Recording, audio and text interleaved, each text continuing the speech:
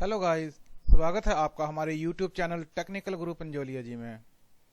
आज के हम इस वीडियो में इलेक्ट्रिकल ट्रेड के एक नए चैप्टर को शुरू करने जा रहे हैं, जिसका नाम है electrical measuring instrument. Electrical measuring instrument का अर्थ है वो मापक यंत्र, वो मीटर जिससे वोल्टेज, करंट, पावर इत्यादि को हम माप सकते हैं। अतः इस चैप्टर के पहले अध्याय में टाइप्स ऑफ इंस्ट्रूमेंट के बारे में हम स्टडी करेंगे। फ्रेंड्स, इसी चैप्टर में हम बहुत डीपली इनके बारे में डिस्कस करेंगे। तो दोस्तों, सबसे पहले हमारे चैनल को सब्सक्राइब कर दीजिए, लाइक कीजिए और शेयर कर दीजिए, ताकि टेक्निकल गुरु पंजोलिया जी के द्वारा हम आपको आपके पाठ्यक्रम को आगे बढ़ाने में सहायता कर सकें। यूट्यूब चैनल पर आप हमारे चैनल को लिख सकते हैं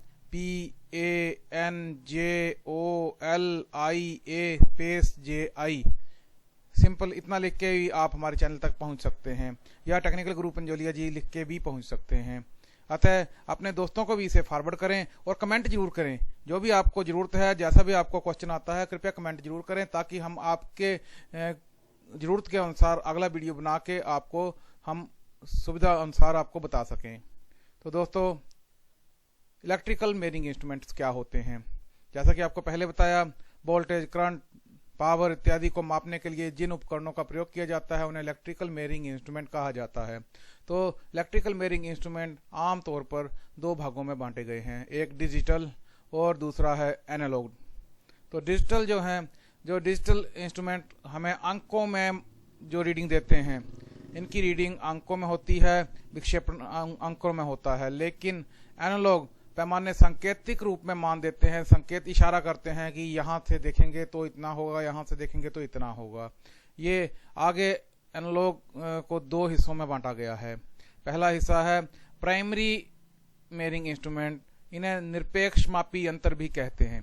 प्राइमरी मेजरिंग इंस्ट्रूमेंट्स को निरपेक्ष मापी यंत्र भी कहते हैं।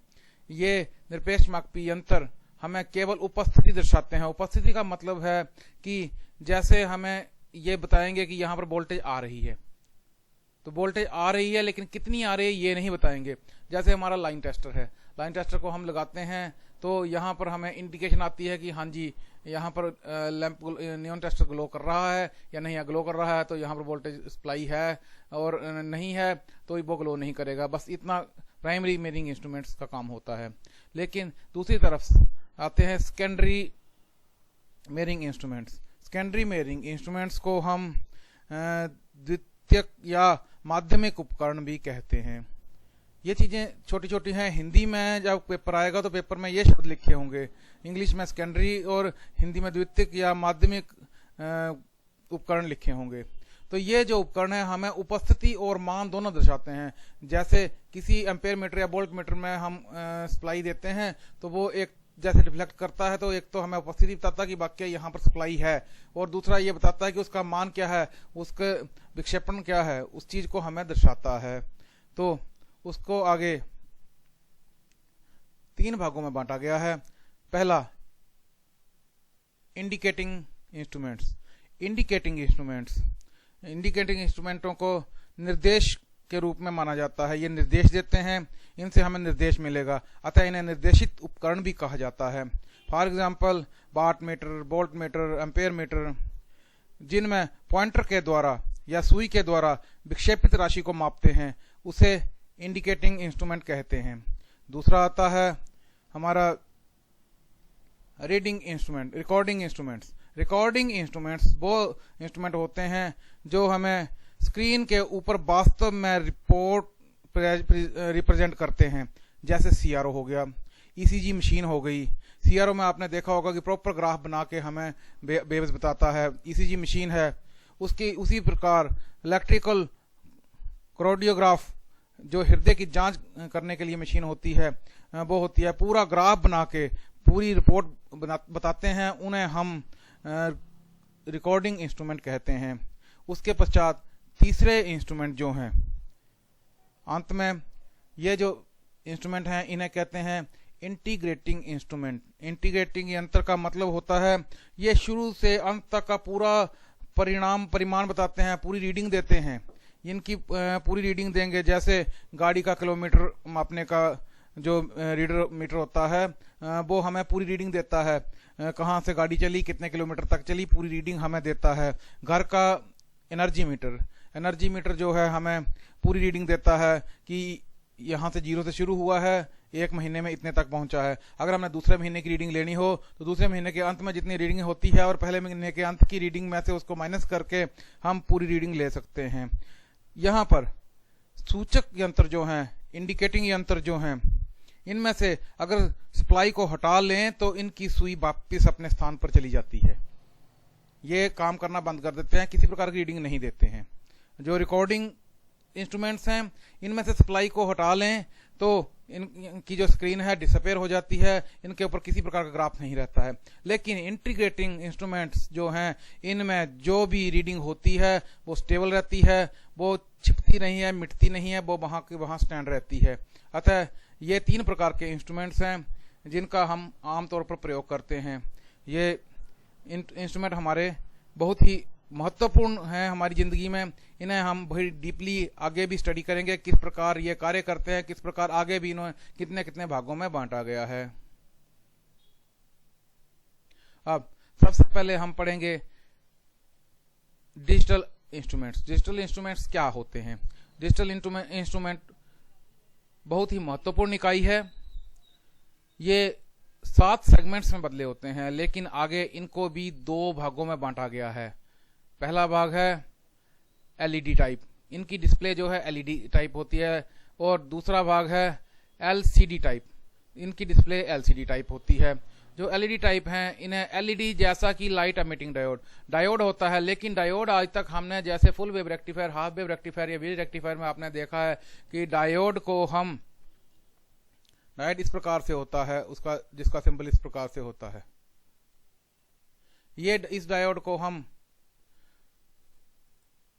एसी से डीसी कन्वर्ट करने के लिए प्रयोग में लाते हैं, लेकिन जो लाइट एमिटिंग डायोड है वो कुछ इस प्रकार से होता है। ये रोशनी वितरित करता, रोशनी विसर्जित करता है, इसे हम लाइट एमिटिंग डायोड कहते हैं। और दूसरे प्रकार जो एलसीडी है, एलसीडी को लिक्विड क्रिस्टल डिस्प्ले कहते हैं। ये लिक्विड क्रिस्टल डिस्प्ले की एग्जांपल मैं आपको देता हूं। जैसे आपके घर में कोई एलसीडी लगा है जिसके ऊपर आप फिल्म देखते हैं, उस स्क्रीन को आप जैसे ही दबाएंगे, टच करेंगे तो उसके रंग जो है फैल जाएंगे, उस स्थान से आगे पीछे फैल जाएंगे, अर्थात क्रिस्टल लिक्विड अवस्था में उस डिस्प्ले पर फैलाए होते हैं, उस पर हमारी जो प्रतिबिंब होता है वो बनता है, जिसे हम देखते हैं, वो पिक्चर देखते हैं, इस एलसीडी कहते हैं। ये जैसे हमारी डिजिटल वॉच हो गई, हमारे मल्टीमीटर हो गए, इनमें इस प्रकार के लिक्विड क्रिस्टल डिस्प्ले का प्रयोग किया जाता है। लिक्विड क्रिस्टल डिस्प्ले को आगे 7 भागों में बांटा गया है। 7 सेगमेंट्स होते हैं इनके लिक्विड क्रिस्टल डिस्प्ले के। लेकिन यहाँ पर थोड़ा हम एनालॉग और डिजिटल में डिफरेंस देखते हैं कि डिजिटल की हमारे लिए कैसे अधिक महत्वपूर्ण है, अच्छे हैं, उनकी एडवांटेज क्या है। तो जो सूचक यंत्र हैं, इंटीग्रेटिंग यंत्र हैं, यहाँ पर उनके सेंटर में एक पॉइंट होता है यहां से, और उसके ऊपर एक रीडिंग लगी होती है, एक मीटर रीडिंग बनाई होती है, जैसे 5, 10, 15, मतलब कि यहाँ 0 से शुरू होके 5 है, 10 है, ये 15 एम्पेयर है, जैसे मान लीजिए ये एम्पेयर मीटर है। तो यहाँ पर ये सुई मान लीजिए 5 एम्पेयर पर है। तो डिजिटल और एनालॉग मीटर्स में यहाँ पर जो एनालॉग मीटर है, यहाँ पर एक स्विच पॉइंट होता है जिसे एडजस्ट करके हम इस सुई को वापस यहाँ पर 0 की तरफ, अगर ऑफ अवस्था में ये अपनी स्थान पर 0 पर नहीं है तो इसको यहाँ पर इस स्विच को घुमाकर, इस नट को घुमाकर हम यहाँ पर एडजस्ट कर सकते हैं। लेकिन डिजिटल में 0 एडजस्ट करने की जरूरत नहीं होती है, ये प्लस पॉइंट है इसका। उसके पश्चात पैमाने की शुद्धता मिलती है, रीडिंग की जो शुद्धता है, यहाँ से जो हम माप रहे हैं इसे हम थोड़ा एंगल आई की दृष्टि से आगे से या पीछे से, ऊपर से, सामने से देखने की बजाय आगे पीछे से देखेंगे, थोड़ा रीडिंग में वो क्लैरिटी नहीं होगी, कोई थोड़ी सी त्रुटि जरूर हो सकती है, लेकिन यहाँ पर किसी प्रकार से कोई त्रुटि नहीं होती है। ये प्लस पॉइंट है डिजिटल का। उसके पश्चात रीडिंग लेने में, यहाँ पर रीडिंग लेने में सुई अपने स्थान से दूसरे स्थान तक जाएगी, वहां पहुंचेगी, फिर हम इसकी रीडिंग देखेंगे।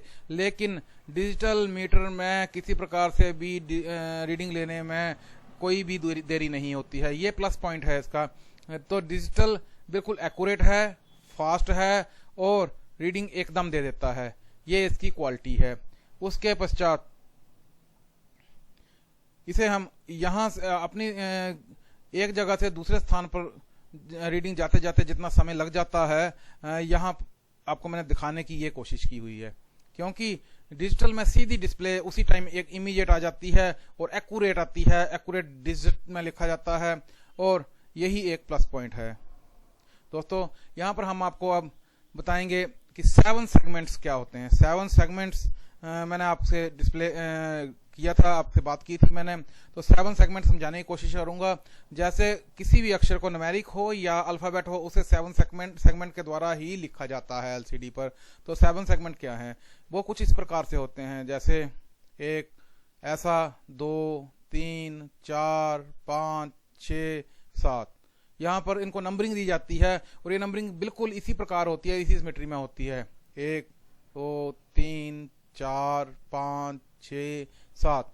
दोस्तों पेपर में क्वेश्चन आता है, तो क्वेश्चन क्या आता है कि 6 और 3 सेगमेंट को छोड़कर अगर हम छोड़ दें तो कौन सा अक्षर डिस्प्ले होगा, या 1 2 7 5 4 को जोड़ें तो कौन सा। जोड़ने का मतलब क्या होता है, ये 7 सेगमेंट हैं।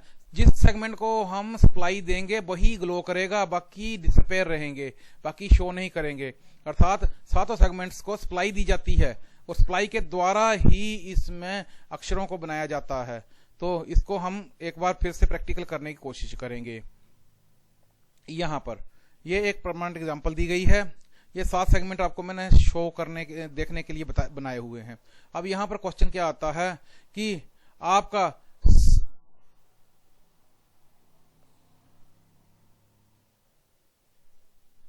प्रश्न आएगा आपको कि सेगमेंट 1 2 3 4 6 और 7 को सप्लाई देके कौन सा अंक बनता है। तो इसने क्या बोला है, पहले को, दूसरे को, तीसरे को, चौथे को, 6वें को और 7वें को सप्लाई देनी है। किसको नहीं दी, इसको सप्लाई नहीं दी। इसको सप्लाई नहीं दी मतलब कि ये डिसअपेयर कर दिया। ये डिसअपेयर कर दिया, कौन सा अक्षर बना, ये अक्षर बना 9। अब मान लो कि हमें बोलता है कि आपको सेगमेंट 6 और सेगमेंट 5 को छोड़कर बाकी सबको सप्लाई दे दी जाए तो कौन सा अक्षर बनेगा। तो अक्षर कौन सा बना, 3। इसी कड़ी को आगे बढ़ाते हुए अगर सेगमेंट 1, सेगमेंट 2 और सेगमेंट 3 को सप्लाई दी जाए तो कौन सा अक्षर बनेगा, तो ये बनेगा 7। दोस्तों यही एक एग्जाम्पल है बहुत बढ़िया, जिसे हम प्रैक्टिकली देख सकते हैं। इसको प्रैक्टिकली करने के लिए मैंने आपको ये वीडियो बनाया है। कृपया इसे ध्यान से देखें और इसके अगले वीडियोस को भी ध्यान से देखें। यहां देखिए सेगमेंट 6 और सेगमेंट 3 को डिसअपेयर कर दिया, इनकी सप्लाई बंद कर दी, तो ये न्यूमेरिकल शब्द बना 2। दोस्तों कमेंट जरूर करें, लाइक जरूर करें, अपने दोस्तों को फॉरवर्ड जरूर करें। हमारा वीडियो अगर पसंद आया हो सब्सक्राइब करें हमारे चैनल को लाइक करें और शेयर जरूर करें अपने दोस्तों के साथ, ताकि वे अपने पाठ्यक्रम को आगे बढ़ा सकें, फायदा ले सकें। और टेक्निकल गुरु पंजोलिया जी को कमेंट जरूर करें, ताकि आपके जरूरत के अनुसार हम आगे भी वीडियोस को बना सकें, ताकि आप आगे भी हमारे से अलग अलग चैप्टर्स को स्टडी करने में फायदा ले सकें। इसके अगले पार्ट्स में हम आपको इसकी डेफिनेशंस के बारे में बताएंगे। तो दोस्तों हमारा चैनल देखने के लिए धन्यवाद।